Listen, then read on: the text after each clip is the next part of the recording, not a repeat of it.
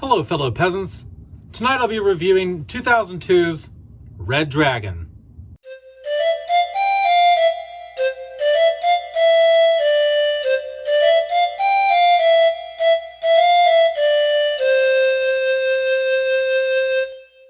Alright guys, so I just got done watching Red Dragon.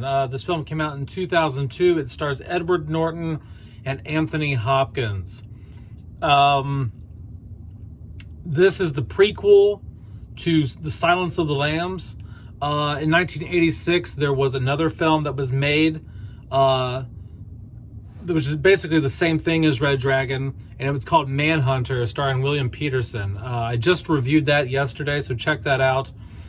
So basically, there is a novel called Red Dragon, and the movie Manhunter was created based on that novel. And then years later, after the success of the Hannibal Lecter films starring Anthony Hopkins, they went ahead and remade the prequel, and now it is called Red Dragon. Came out in 2002. It stars Edward Norton and Anthony Hopkins. Edward Norton plays Will Graham, who is a FBI detective, an ex-FBI detective. And Anthony Hopkins reprises his role as Hannibal Lecter. So what is Red Dragon about? Red Dragon is about ex-FBI detective Will Graham. He gets called back into service, basically. A buddy of his at the FBI says, look, we got this killer who is going around killing people. He's killing based on lunar cycles, moon phases. We need your help to catch him before the next moon phase. This guy's really good. We need your expertise, because Will Graham is really good at getting into the mind of the killer. He's able to get into that psyche and think how a serial killer would think, and that's how he's so good at catching them. But it also is not good for his mental health to be able to tap into that. So he's been living down in Florida with his wife and kid, and he has been relaxing, chillaxing down there until this proposition came. He decides to take the job, and he starts visiting the homes of the murdered families and piecing things together slowly over time. And eventually, you are watching. You're introduced to the killer at some point in the film, maybe like halfway through. You see who the killer is, and from there it's just Will Graham playing catch up, piecing things together, consulting with Hannibal Lecter, because he's using Hannibal's intellect and expertise to help crack the case.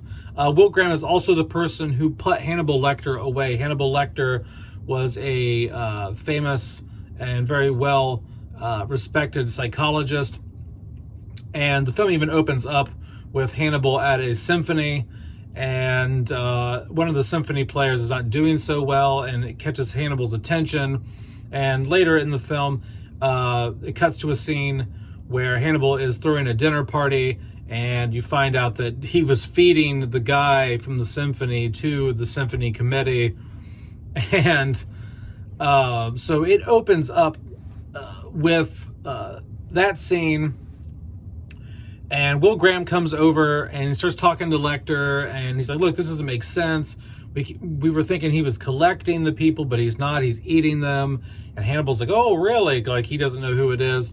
So at the beginning, like, Will Graham is like consulting Lecter on, like, he's like, who the hell is this? Help me find this guy.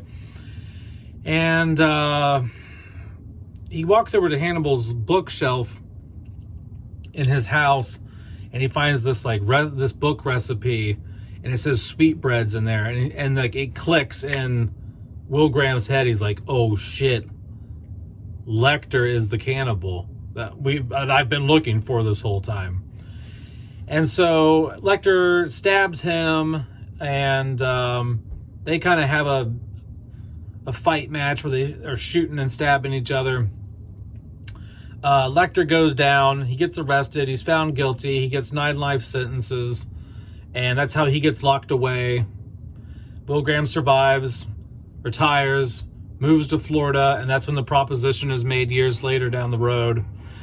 And then, so basically, and then the rest of the film is him trying to find the Red Dragon killer using Hannibal Lecter's expertise and help. And the end of the film is really good. I'm not going to spoil it. If you haven't seen Red Dragon, I'm not going to spoil it, because the end is kind of like a oh shit kind of twist. Now, I've heard the ending is more faithful to the novel in Red Dragon than it is in Manhunter. Now, I don't know what all that means. Like, does that just mean the third act, or just the final bits of dialogue by Lecter's cell? I don't know. If any of you in the comments know down below, if any of you have read Red Dragon, let me know what exactly is more faithful about Red Dragon. Is it the whole third act, or is it just the last few lines of dialogue with Lecter at the end? Anyway, what do I like about Red Dragon? What do I not like about Red Dragon? What I like about Red Dragon is the performances by Edward Norton and Anthony Hopkins. Edward Norton always does a stellar job in his films. He's one of my favorite actors. He's not around a whole lot anymore, but he's always done an excellent job in anything he's in. Anthony Hopkins gives another great performance as Hannibal Lecter. I really like him in this. There's some great dialogue in this film, great writing. Even though this is almost a shot-for-shot, scene-for-scene remake of Manhunter, there are some extra lines of dialogue in here that are very strong and help it stand out, and doesn't seem as much of a total recreation of the 1986 thriller. I also like the cinematography. It's shot beautifully. The pacing's great. I think the pacing is a tad bit slower than Manhunter. I could be wrong, but there's something about Red Dragon that feels just a slight bit more slow. And I just watched Manhunter last night, and so I wanted to watch them back to back so I could so I could get my mind straight for the next video, because tomorrow I'm going to do a video comparing the two and letting you know which one I like the most. So stay tuned for that tomorrow night. But yeah, the pacing is good. Not quite as good as Manhunter. I like the acting. The acting, once again, it's not just Edward Norton and Anthony Hopkins that give great performances. The acting is stellar all the way around. I mean, Ralph Fiennes plays an excellent Red Dragon. I think he plays a better Red Dragon, I think, than the guy in the original one. So that's really good there. What else do I like? I just really love the detail and like the forensic science aspects to both of these films. They both do a really great job of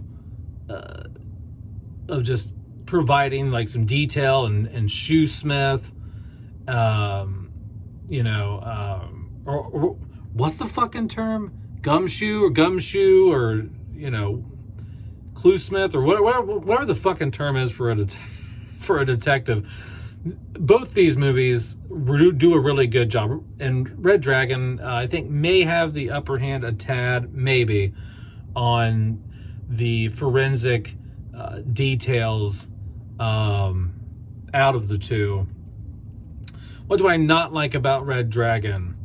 As much as I do enjoy the performances from Edward Norton and Anthony Hopkins, there are some lines that are not as well performed as I remember them being.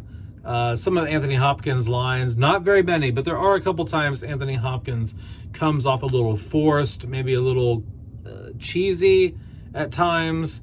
But overall, I mean, it's a solid performance. There's not a whole lot to pick at here.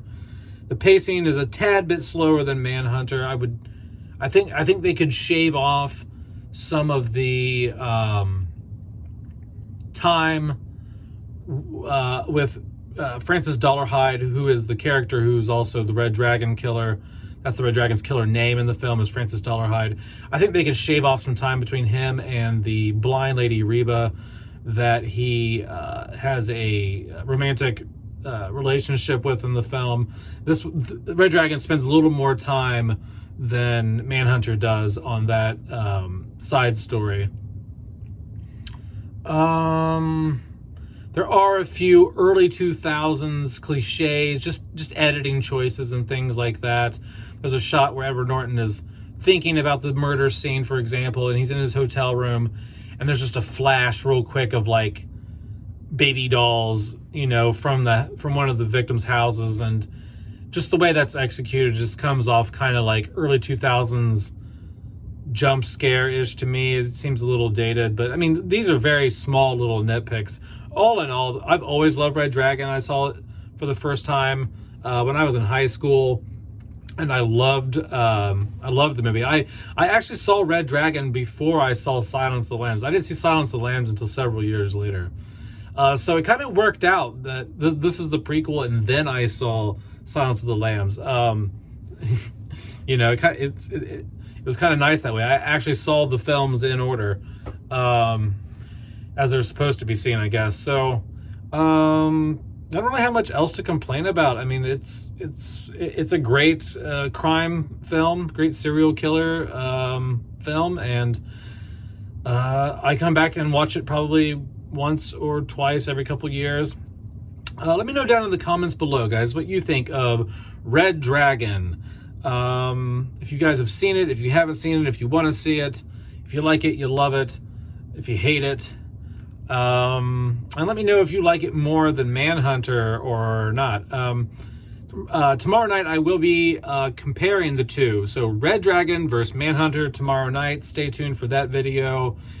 And I will be comparing those, and I will tell you who I think is the better version. It's going to be close, though. Both of them are damn good movies. It's going to be close. It's going to be close. But stay tuned for that. All right, peasants. Peace out. Bye-bye.